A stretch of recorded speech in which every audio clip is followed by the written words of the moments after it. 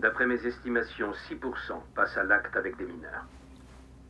6% de quoi? 6% de tous les prêtres.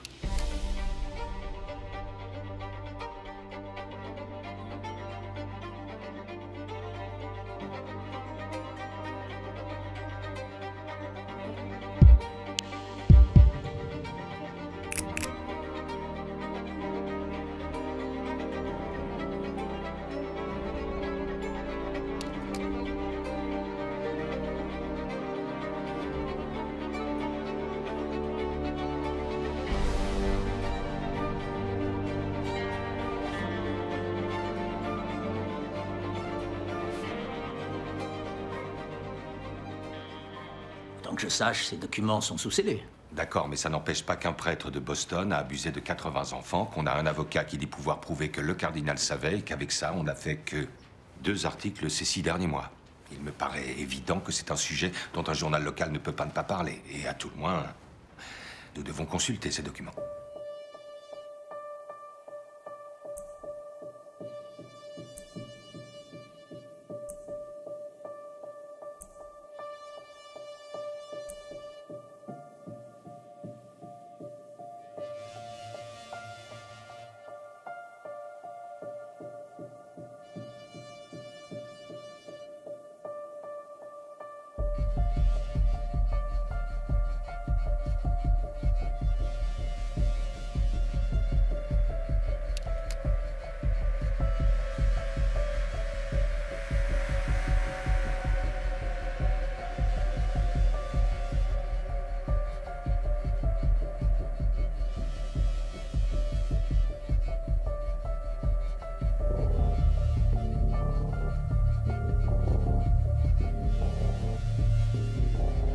D'après lui, c'est toujours le même profil de gamin qui est ciblé.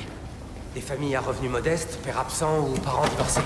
Donc les gars, genre Kegan, ils visent les petits garçons pas par préférence, mais parce qu'ils sont plus vulnérables. Ils ont honte, ils disent rien. Ce sont des prédateurs, ces mecs.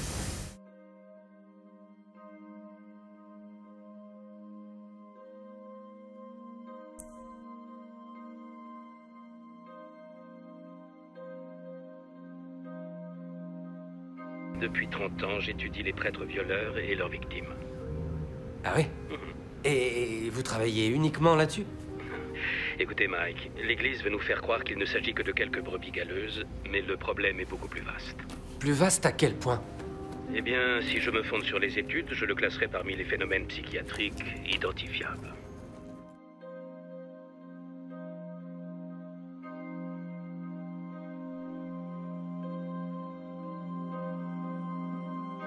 Congé maladie, c'est pas la seule formule qu'ils utilisent quand ils retirent un prêtre de la circulation. Ils ont tout un tas de termes. En mission d'urgence, sans affectation, mutation temporaire. Ils ont un mot pour tout, ces gens.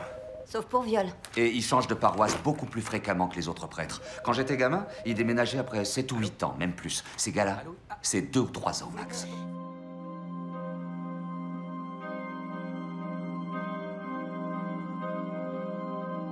L'évêque est venu chez nous. Il a dit que ça s'était jamais produit avant et il nous a demandé de ne pas porter plainte. Et qu'est-ce qu'a fait votre mère? Ma mère? Elle lui a proposé des petits gâteaux.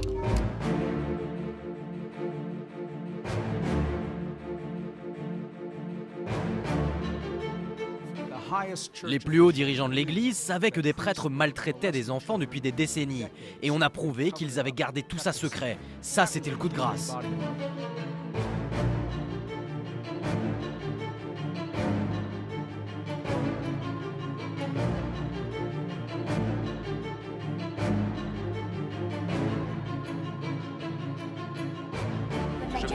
Ça n'arrête pas de sonner depuis ce matin. Oui, monsieur. Des centaines de victimes nous ont appelés. Et on était les premières personnes à qui ils avaient jamais raconté ce qui leur était arrivé.